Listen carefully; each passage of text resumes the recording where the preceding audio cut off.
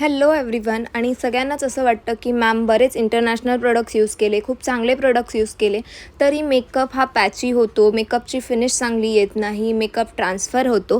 तर असेच डाऊट्स जर तुम्हाला पण असतील तर मी घेऊन येत आहे basic to advance makeup with हेअरस्टाईलची बॅच, ज्यात तुम्हाला मी ह्या सगळ्या टिप्स आणि टेक्निक्स शेअर करणार आहे. तुम्हाला पण असे जर सुंदर मेकअप आणि हेअरस्टाईलिंग शिकायचं असेल तर तुम्ही पण ही बॅच नक्कीच जॉईन करा.